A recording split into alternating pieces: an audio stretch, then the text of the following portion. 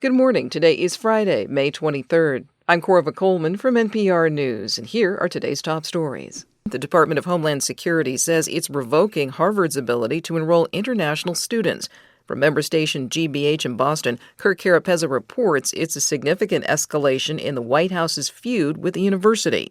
DHS has told Harvard's president the university can't enroll foreign students because it failed to provide student disciplinary records. It's telling current students to transfer out or they'll lose their visa status. Harvard calls the move unlawful, saying the school remains committed to hosting global students and scholars. Historian Allison Frank Johnson says the action threatens their academic mission. We're talking here about students who've worked their whole lives to be able to attend a college of this caliber, and now they don't know if they can continue their educations. We're also talking about graduate students who are working in labs to cure cancer. Harvard already has a pending lawsuit against the administration, accusing it of government overreach. For NPR News, I'm Kirk Carapezza in Boston.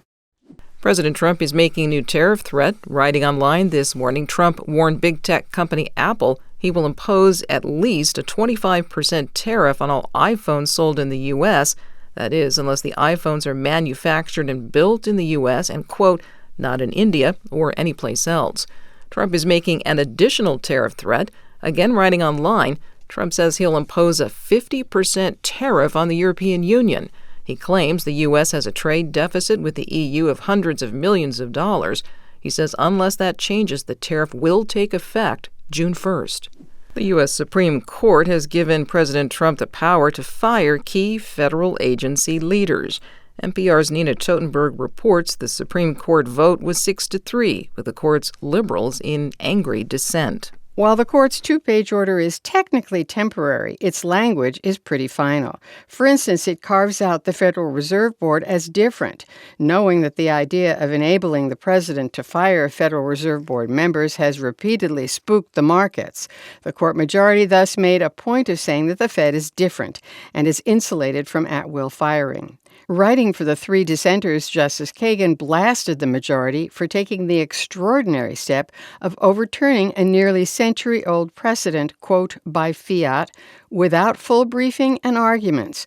What matters most here, she said, is that Congress provided for these leaders to serve full terms protected from a president's desire to substitute his political allies. Nina Totenberg, NPR News, Washington. The U.S. Supreme Court has blocked Oklahoma from creating the nation's first publicly funded religious charter school.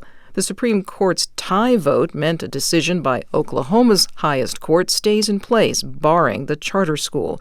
U.S. Supreme Court Justice Amy Coney Barrett had recused herself from the decision. The Oklahoma charter school had sought taxpayer dollars. It said it would be a genuine instrument of the Catholic Church, led by church doctrine.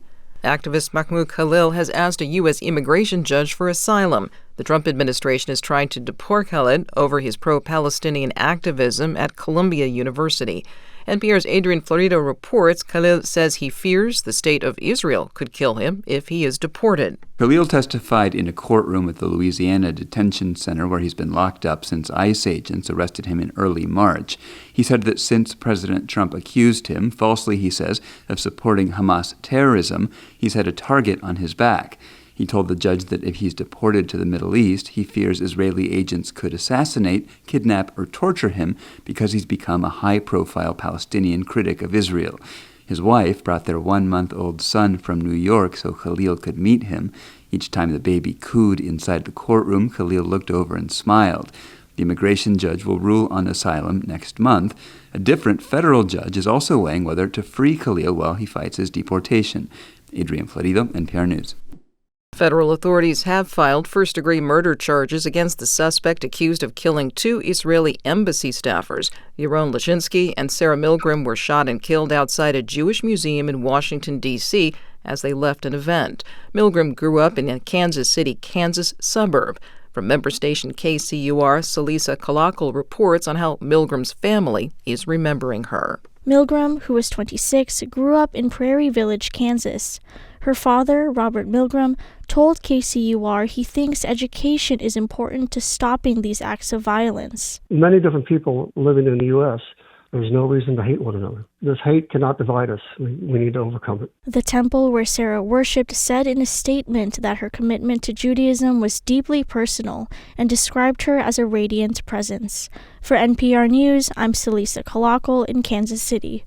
Numerous events are being held in Minneapolis over the next few days. They'll mark 5 years since the police murder of George Floyd. From Minnesota Public Radio, Matt Sepik has more.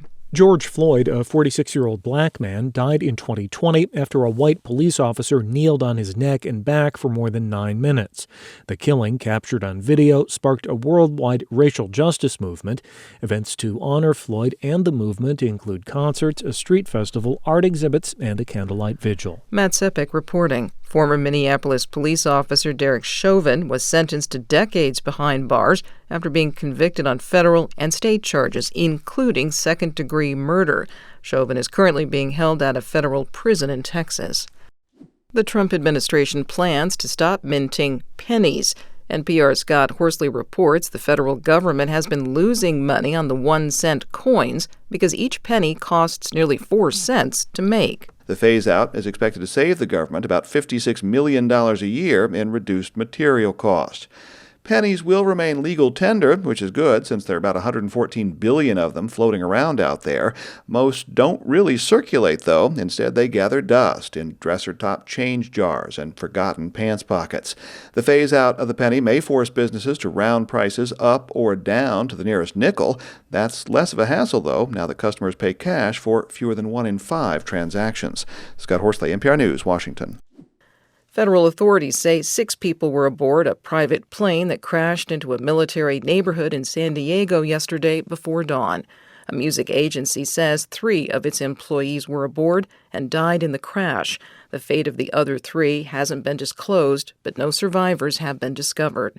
From member station KPBS, Katie Anastas has more. One home was badly damaged and several cars burned. Scott Wall is San Diego's police chief. With the jet fuel going down the street and everything on fire all at once, it was pretty horrific to see. The Federal Aviation Administration says 6 people were on board the plane. Music agency Sound Talent Group told the Associated Press that included 3 of its employees. At least 8 other people were injured while evacuating. The National Transportation Safety Board is investigating the crash. For NPR News, I'm Katie Anastas in San Diego. This is NPR.